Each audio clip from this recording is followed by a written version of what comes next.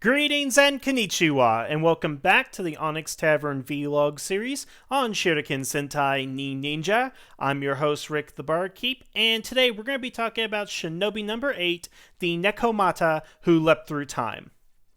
Now, at last, we got ourselves a Fuka dedicated episode, and frankly, it's a pretty good one. I really enjoyed this, and a lot of good things about it, but there are a number of small issues that I take with it. But let's talk about what this episode is about.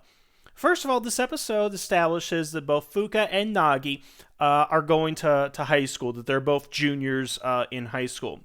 We've already established that both Yakumo and Katsumi, they are college students. I don't know what Takaharu is doing, and frankly, I don't care at the moment. But Nagi and Fuka are apparently the youngest, juniors in high school. And that's where this episode starts, with the first day of school. Now, the thing that Fuka is worried about mostly in this episode is she doesn't want to be embarrassed in front of the new students, her new friends, classmates, and so forth. She just wants things to go ahead and be normal. Her plan is go to high school, be a normal high school girl, and then when I get home, then I'll go ahead and be a ninja. I'll be a ninja on the side. She wants to go ahead and dedicate her main self, at least at the beginning of the episode, to just being a normal girl. Now, this is different than Katsumi's approach in her episode, how she wants to balance both being a college student and being a ninja, but Fuka, completely different in the way that she views this. One of the points that the episode actually brings up is that because Fuka is a junior in high school, she's got to now start thinking about college. Where does she want to go? What's she going to go ahead and do for a career?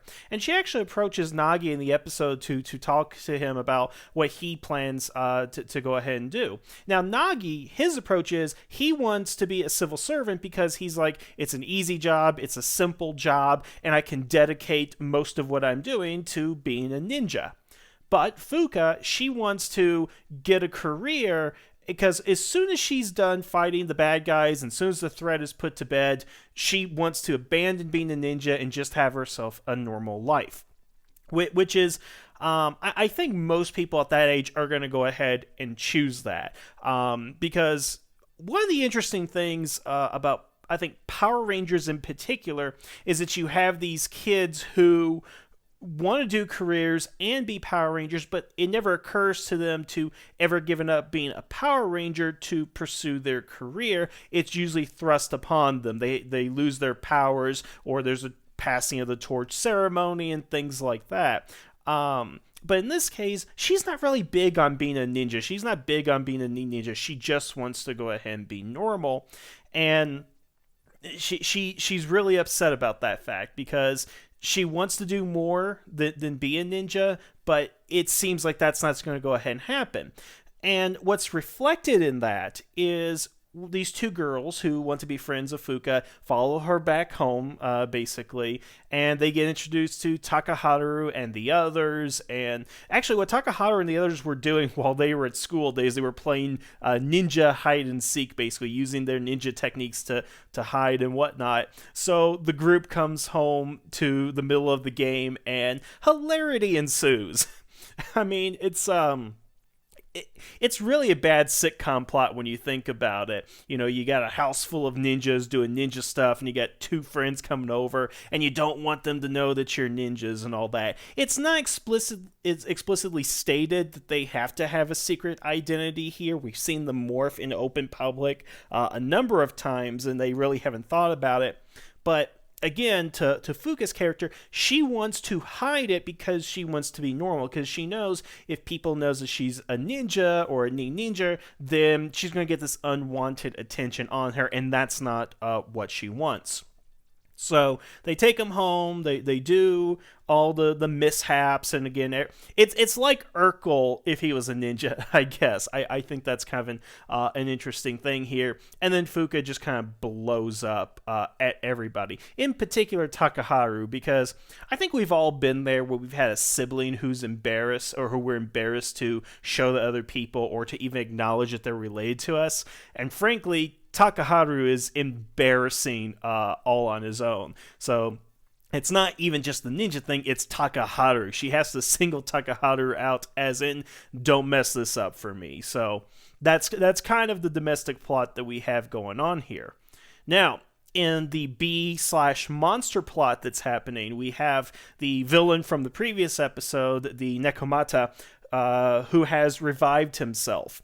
Now, the thing about this is that they point out the contradiction that the ceiling shuriken is now in the hands of the Ninja, and for him to be able to revive himself is an oddity. Now, whether this is going to be something that can happen later in the series or is just related to this monster because he is a time-based villain, it is up in the air. But he is destroyed at least 3 times in this episode and is able to go ahead and revive himself up until his clock is broken. So I don't know how time really plays into it exactly, but nevertheless, he is revived a number of times in this episode. But he is still on the mission to find the ceiling shuriken. And this time they go to the dojo to try and find it. He's actually able to get in because Takaharu pockets the watch after he's destroyed, and he revives himself within the dojo. Now, as both plots come together, the Nekomata kidnaps the 2 girls they're visiting and takes them back in time, once again returning to the year 2005. Now, this time, Fuka goes back in time with them, pursues them through the time door, as does Takaharu. Now, let me just kind of stop there on what's happening, because this really bothered me when this happened. Now, the episode starts with Fuka and Nagi talking about what they want to do, what they want, how they view their ninja lives and all that kind of stuff. They're both going to school. Okay? And the episode actually ends with both of them returning to school together, and Fuka kind of talking about how, she's going to kind of embrace the ninja lifestyle. But in the middle, we have her and Takaharu going into the past together. Why did Takaharu put himself in this position exactly? Because, again, as we've already established, in the previous 7 episodes, Takaharu is way over the top. There's too much focus on him, and this episode just continues that. I don't know if the producers or the writers have gotten the word yet that a lot of people don't like him. Maybe the response is different in Japan. But logically, if you start the story with Fuka and Nagi, in the story with Fuka and Nagi, shouldn't Fuka and Nagi both have gone back in time together? Why is Takaharu even here? And even when they go back in time, it really doesn't help flesh anything out from his character that Nagi couldn't do. And here's what happens. This is actually the best part of the episode by far. So they go back in time, and Takaharu basically apologizes for all the craziness that has happened, the fact that the monster got into the base, and it was his fault, yada yada, all that stuff happens here.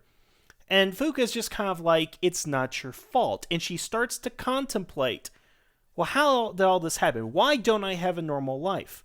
Oh yeah, we're a ninja family, that's why.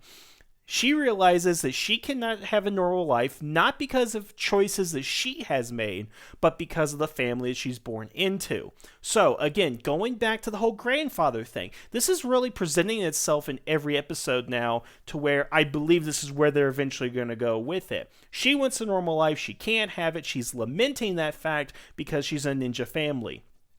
How long is it going to take until this normal life that she can no longer obtain gets to her, and she has to confront grandfather and basically said, it's your fault, this has all happened? Because again, I think that's where this is leading, because we've had several episodes where each of the characters have said something to that regard, that this is happening because we're a ninja family. Yakumo had said it, that he can't be a magician because, he's doing the magic stuff. Katsumi says she has to now balance her life between the two. Again, the only person who's not lamenting the fact that they can't be something else or have a normal life is Takaharu, but everybody else seems to have issue with it. Of course, Nagi's a little bit more interested in it, but not to the same effect as Takaharu. Nevertheless, this whole scene of her talking about it really makes you understand that she is a victim of circumstances. She was born to a situation that she did not want. Now, a lot of people can get out of those types of situations, but really, Fuka, for everything that she could probably do, she is really trapped within the situation of being a ninja, which is not necessarily the worst situation, but you have to go ahead and think that she realizes that she's not going to be able to be like other people, and that really gets to her. Now, kind of, again, it's still a good episode, but where we actually kind of get off track is they actually go back, because they're in 2005 and their home, which is destroyed in the first episode, is still around. They go to their home because they figure that's where the Nekomata has gone, and they meet their past selves, when they were children, so about 7, 8, 9 years old, somewhere within in that range. Now, the purpose of doing this is that Fuka meets her younger self and realizes that when she was a child, she actually wanted to be a ninja. That somewhere between 2005, when she was 7, and 2015, when she's 17, she lost that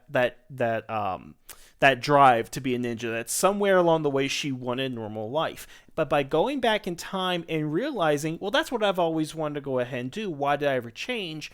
This is the part where she actually embraces to become a ninja. So in the rest of the episode, she initiates the transformation. She does it in front of the girls. She's not hiding it anymore. And she's proactive within the battle to where she is able to basically trick the Nekomata into revealing his weakness. She takes control of the Megazord cockpit and wins the day. Now, where I kind of have a problem with this is that it is all too easy for her to completely change her mind. Because, again, we spent the whole episode of her lamenting this, and then she embraces it, again, a little too quickly for my taste.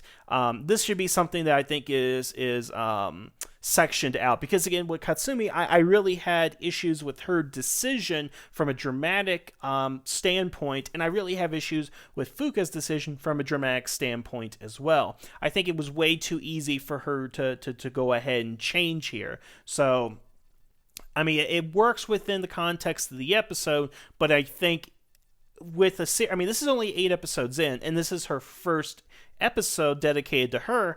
This is something I think should have happened again down the line, that we should eventually see her embrace the ninja lifestyle more. Maybe she did morph and somebody saw her and she now because here's the thing, she's talking about hiding being a ninja from the other girls. So what if accidentally they found out she was a ninja, and then they have consequences to her? She goes to school. She becomes the most popular girl. You're part of the Sentai. You're a ninja. Teach me this. Teach me that. If all these things could happen later on. But because she takes an active role in doing this and owns up to it, which is good for any character, honestly, I just don't think it makes it interesting long term. Because at this point, it would seem that the only thing that she has to go off on as interesting character development is the fact that she is kind of an airhead, that she's a little ditzy.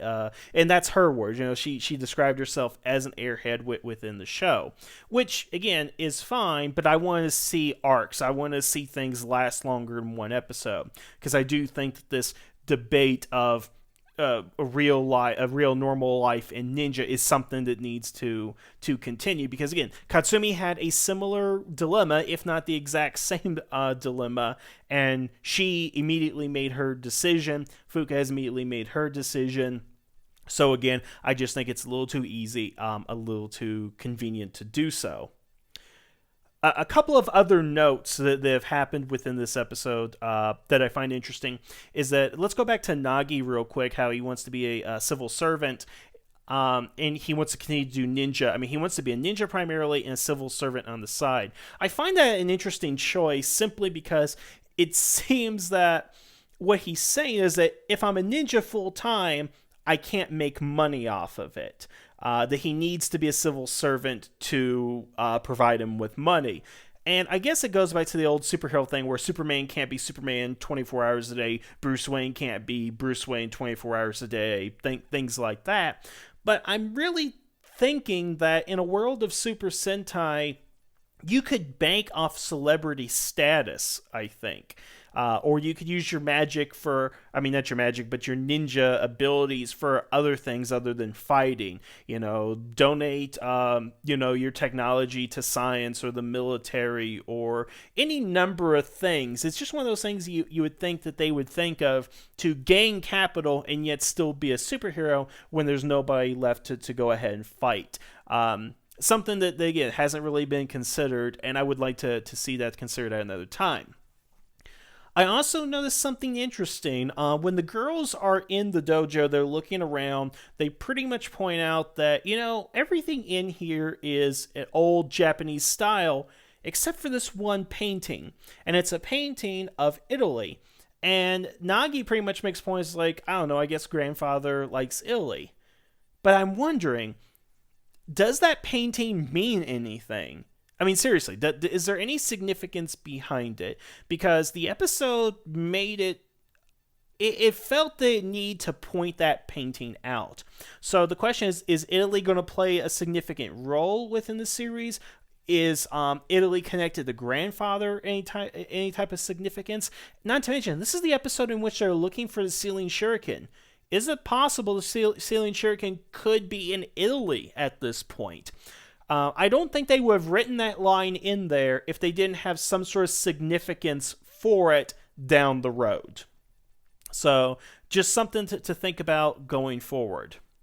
And I think the last thing, and frankly, bothers me a little bit, because everybody who's been talking about this episode has talked about this as opposed to anything else in the episode, so it's a little bothersome.